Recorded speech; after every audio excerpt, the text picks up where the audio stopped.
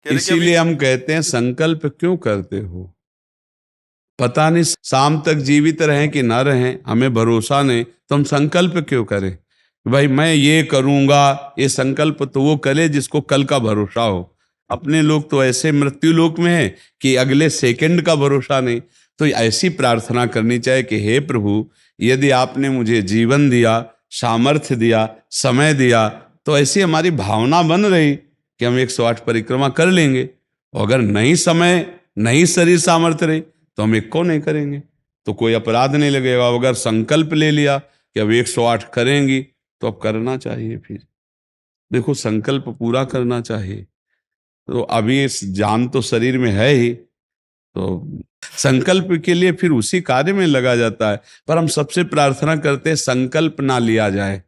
कभी कोई अगर नियम लेने की बात हो तो ये जरूर छूट दे दे कि हे प्रभु, यदि हमारा स्वास्थ्य ठीक रहा, हमारा जीवन रहा, तो हम आपके ऐसा कर लेंगे। और अगर नहीं रहा तो आपने कोई संकल्प किया नहीं, तो पाप नहीं लगेगा। ऐसे थोड़ा अपराध बनने की होती है कि 108 की। कुमार जी वो तब होता है जैसे कोई डील करते हैं ना, गोवर्धन महाराज मेरे पुत्र का नौकरी लग जाए, मैं 100 परिक्रमा करूंगी, तब जाके थोड़ा सा ऐसा ज्यादातर होता होगा, ऐसे आप पर भक्ति मिले ऐसा हाँ, तो कम ही होता है। हाँ तो करना चाहिए, फिर हमें लगता है करना चाहिए। पर अगर समय के पधार गया तो फिर कैसे कर पाएगा? मृत्यु लोक है और मरण धर्मा शरीर है, तो मुझे तो भरोसा 1 मिनट का नहीं है अपने शरीर का कि 1 मिनट ही अगला जिएगा कि नहीं जिएगा। इसीलिए संकल्प विकल्प करने का अधिकार ही नहीं है। पता नहीं शाम तक जिएंगे क्यों भाई? पक्का है किसी को? अब पता नहीं शाम तक जिएंगे कि नहीं, तो हम क्या संकल्प करें? हमें तो यही कि प्रभु जैसे चलावे वैसे चल रहे। परिक्रमा करवा दिया, परिक्रमा करने बैठे बैठे राधा राधा जप रहे, मांग के खा लिया, भगवान के भरोसे बाबा जी। ऐसे गृहस्थी में अपने धर्म कर्म किए, जब समय मिला तो परिक्रमा कर गए। अच्छा, प्रार्थना करना स्वामी से कोई गलत बात नहीं कि हमारे बच्चे की नौकरी लग जाए, हमारा काम बन जाए, जरूर करो। भगवान से नहीं करोगे तो किससे करोगे? करना चाहिए। पर ये करके कि हमारी कामना पूर्ण कर दो, हम इतना करेंगे, फिर बंधन हो जाएगा। हम इतना क्यों करें? तुम्हारी परिक्रमा करेंगे तो हमारा काम पूर्ण। स्वार्थी हो क्या? हमारे पिता हो, हमारे स्वामी हो, हमारी जरूरत है, मांग रहे कि प्रभु हमें एक संतान दे दो, हम आपको कुछ करेंगे। ये हम में बस नहीं, हमारे पास तो जो कुछ दिया हुआ सब आपका है नाथ। स्वाभाविक 108 परिक्रमा लग जाए, कोई बात नहीं। संकल्प मत करो, मांग जरूर लो, तुम्हें मांगना है। और छूट दे दो कि प्रभु यदि उचित हो तो ऐसा करना, अगर उचित ना हो तो प्रभु लाख बार मांगो तो भी पूरा मत करना। ये भक्तों की मांगे होती हैं, ये सत्संगियों की मांगे होती है कि नाथ मेरी आवश्यकता तो है, पर अगर आपको उचित लगे तो आप दे देना, और अगर उचित ना लगे तो मेरे मांगने पर भी आप ना देना। ये जब ये बात बनी रहती है कि जितना नाम जप होना चाहिए उतना नहीं होता, उतना, ये बात तो हमारे में भी है। इतनी पीड़ा तो हमको भी बनी रहती है कि जितना होना चाहिए उतना नहीं होता। इतनी पीड़ा हम अपने गुरुदेव भगवान में भी देखी। एक दिन उन्होंने कहा क्या बताएं, जीवन निकल गया, छक के नाम जपने को नहीं हुआ, रात दिन मंत्र में नाम में लगे गए, रात दिन 10 वर्ष समीप रह के सेवा में रहे। तो देख, बोले क्या बताऊं, पूरी जिंदगी निकल गई, छक के नाम जपले को नहीं मिला। तो भगवत भजन करने वाले में भजन की इतनी भूख बढ़ जाती है कि रात दिन भजन करने पर भी उसको ऐसा अनुभव होता है कि जैसा होना चाहिए वैसा। यही अखंड भजन बनाता है, यही अखंड। पर इस अखंड भजन होते हुए भी रोना आएगा कि प्रभु मुझे भजन करने की रुचि दे दो।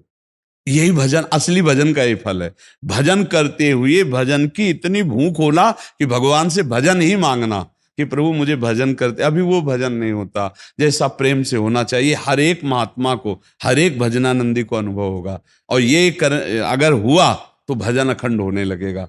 क्योंकि हम जिसकी पीड़ा महसूस करते हैं उसको हम भूलना कैसे बर्दाश्त कर पाएंगे? तभी वो अखंड स्मृति कर पाता है। और जो संतुष्ट हो जाता है भजन में, वो भजनानंदी नहीं होता। जो भजन में असंतुष्ट और भोगों में संतुष्ट रहता है वही भजनानंदी कहा जाता है। अपनी बात कहते हैं, मुझे तो गुरुदेव ने संभाला, नहीं तो साधन भजन हो रहा था और वो अहंकार जनित था। जब गुरुदेव ने कृपा करी तो हमारे अहंकार को चकनाचूर हुआ। तब ये बात समझ में आई कि गुरु कृपा से मोक्ष मूलम गुरु कृपा। गुरुदेव भगवान साक्षात करुणामय प्रियालाल के स्वरूप हैं। वो जब कृपा करते हैं तो अहंकार नष्ट हो जाता है, और अहंकार नष्ट होते ही दैन्यता आ जाती है। और प्रियालाल को दैन्यता बहुत प्रिय है, और वो दैन्यता कृपा से ही आएगी। और गुरु के चरणों में आसक्त रहो। देखो, हम आपको गुरु महिमा की एक बात बता दें।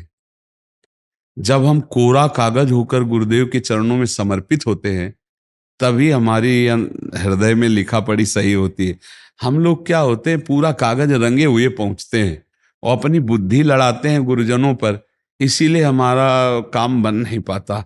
यदि हम बच्चा बन के गुरु के चरणों में जाएं, जैसा बोले वो और वैसा करने लगे, तो गुरु को भी पता नहीं चलेगा। ऐसे शिष्य की उन्नति हो जाएगी अध्यात्म की, क्योंकि उसने उनको भगवान माना है। देखो, एक हम प्रसंग कई बार सुना चुके हैं। एक उड़िया बाबा ने सुनाया था प्रसंग कि एक बंगाल के भगत के मन में आया कि मैं गुरु बनाऊं। तो एक प्रसिद्ध थे काली के उपासक, उनके पास गए, और वो मदिरा पीते थे, वो जानते नहीं थे। वो मदिरा पिए हुए बैठे हुए थे।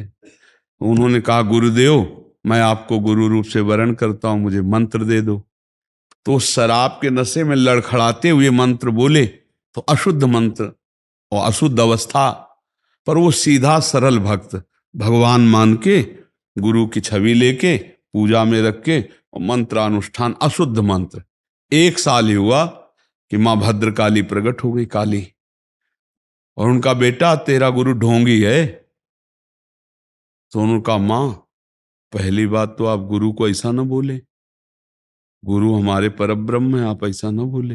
बोले, बेटा तू बहुत सरल है, जानता नहीं, वो शराब पीता है, और जो मंत्र दिया ना वो अशुद्ध है। माँ ने कहा। तो उनका, माँ, अब तो और विश्वास आपकी बात पे नहीं रहा। अगर गुरु ने अशुद्ध मंत्र दिया होता तो तुम 1 साल में आ गई, कैसे आ गई? बोले, बताने आई हूं कि मंत्र अशुद्ध है। तो उनका, माँ, मैं अपने गुरु निष्ठा और गुरु मंत्र को नहीं छोड़ सकता, आप जाओ। तो उनका बेटा, मैं तुम्हारी गुरु भक्ति पे प्रसन्न हुई, और आज से मेरे सिद्ध करने का मंत्र यही होगा, जो अशुद्ध मंत्र। ऐसा गुरु भाव किया जाता है। गुरु को परब्रह्म साक्षात माना जाता है। परब्रह्म में दोष दर्शन नहीं होते, दोष हमारी बुद्धि का है। अगर बुद्धि का दोष निकाल दे तो देखो, मत्ता परतरम नान्यत किंचिदस्ति धनंजय, भगवान कह रहे मेरे सिवा कोई और है नहीं। फिर हम गुरु को दोष दर्शन में देखें, कहीं ना कहीं हमसे त्रुटि हो रही। हमें घोर पापी में भी भगवान देखना है, तो गुरु में भगवान देखने में क्या बात है?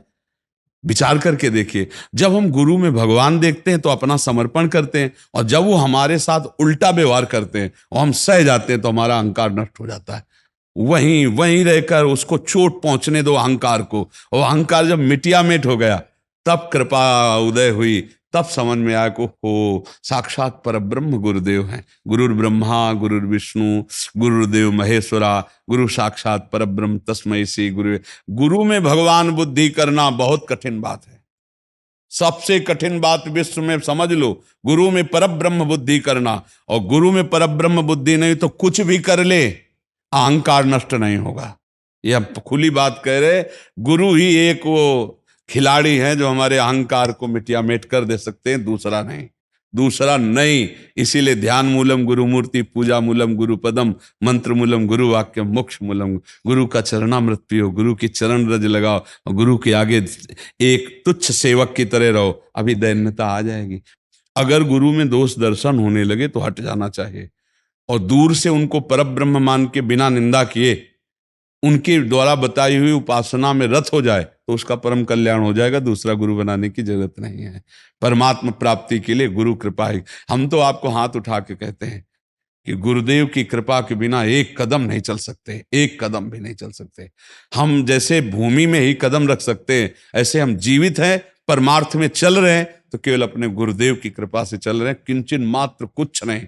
केवल वो ऐसे पकड़े हुए हैं तो हम चल रहे हैं, अगर वो ऐसे छोड़ दें तो धम्म से गिर जाए। गुरु कृपा ही केवलम, गुरु कृपा है। वो दैन्यता गुरु कृपा से आती। महाराज जी, धन्य भाग है आपकी कि आप दैन्यता चाहते हैं।